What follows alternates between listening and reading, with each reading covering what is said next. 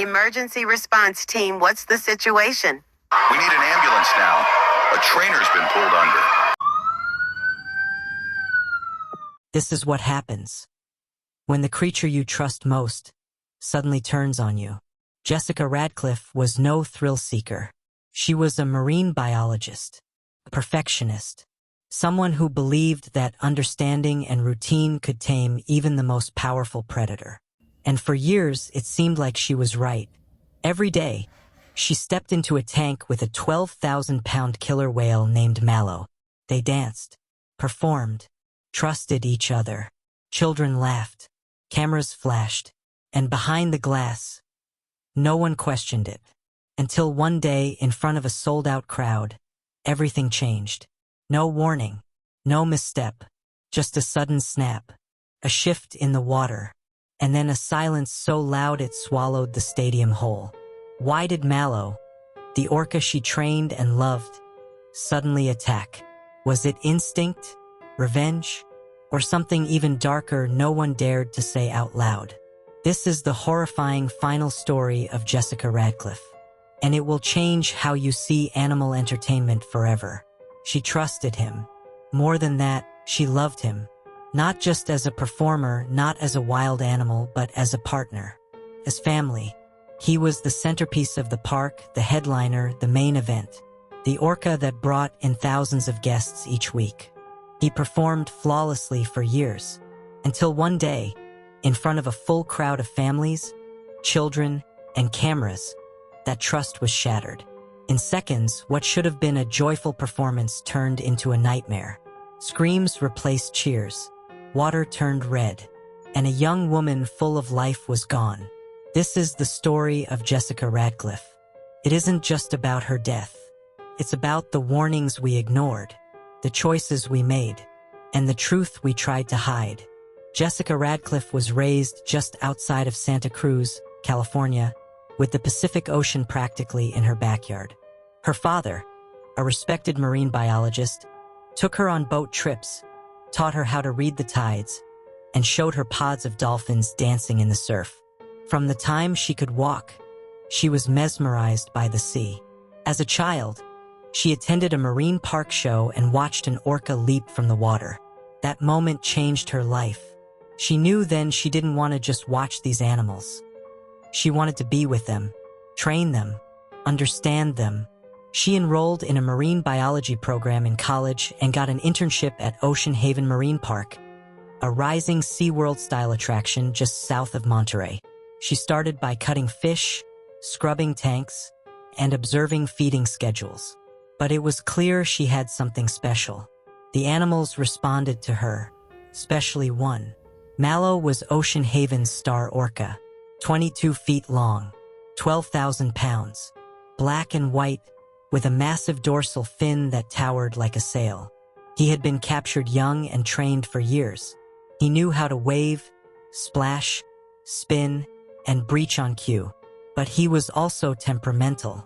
Other trainers said he was unpredictable, that some days he would flat out ignore commands, or slap his tail against the tank when agitated. But with Jessica, he was different. She was young, only 21. But she understood him. She knew his body language, his mood changes, and even his feeding preferences.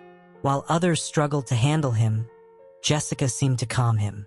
Within a year, she was promoted to lead orca trainer. She called Mallow her big boy. She believed in their bond. She believed that love and routine had tamed him. But orcas are not pets. They are predators.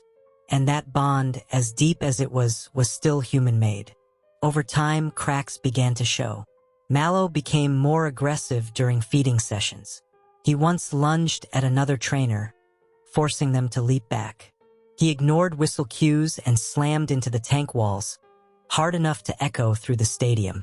One junior trainer filed an internal incident report.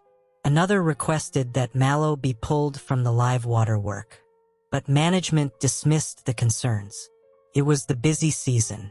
Mallow was the park's biggest draw. And Jessica? She wasn't blind to it. She noted some of his odd behavior in her log. But she believed he would never hurt her. She told a coworker the week before the tragedy. "He's just moody lately, but we're okay. He knows me, but wild instincts don't vanish. They wait, and sometimes they snap." July 6, 2011. A sunny afternoon in California. Ocean Haven was packed. The stadium was filled with over 2,000 guests, families, school groups, tourists. People clutched ice cream cones, cameras, and stuffed orca toys. The music played loudly as the announcer introduced Jessica and Mallow. She stepped onto the platform, smiling. The crowd roared. Mallow surfaced beside her. The show went smoothly at first. Mallow did every trick on cue. He leaped, he splashed, he spun. And then came the finale, the synchronized swim. Jessica dove into the water, waving at the audience as Mallow circled her. It was a crowd favorite, a routine they'd done dozens of times. But not today. Mallow stopped circling. In a flash, he lunged. His jaws clamped down on Jessica's torso. She didn't even scream. He yanked her under the surface with terrifying force. Gasps erupted from the stands. Parents pulled their children back. Screams echoed. Mallow thrashed violently, dragging her deeper. The water turned murky with blood. Trainers rushed to intervene. They tossed fish, ropes, and buoys. One grabbed a pole and shouted commands. Nothing worked. Jessica was underwater for over a minute. When he finally released her, she floated motionless. Divers pulled her out. Her wetsuit was torn. She had massive internal injuries, crushed ribs, and had drowned. She was pronounced dead on the pool deck. The park was evacuated in minutes. Children were crying. People screamed. Others stood frozen, horrified. Ocean Haven released a bland statement. A tragic accident. But those inside the park knew better. There had been warnings, and they had been ignored. Jessica's family was devastated.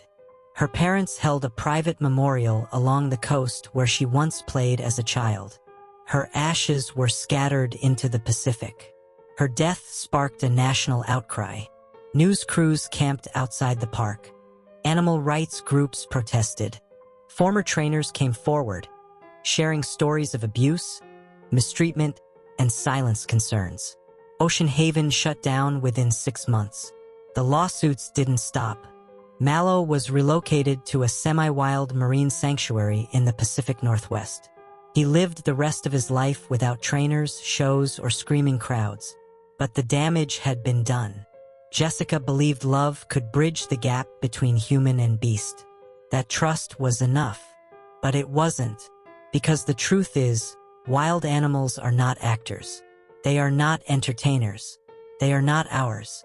Jessica Radcliffe was talented, brave, and passionate. She gave her heart to the ocean. But the ocean doesn't return guarantees. What happened to her wasn't just a freak accident.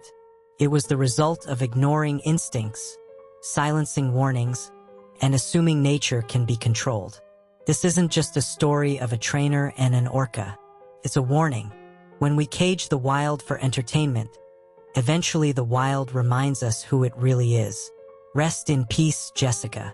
Your story will never be forgotten.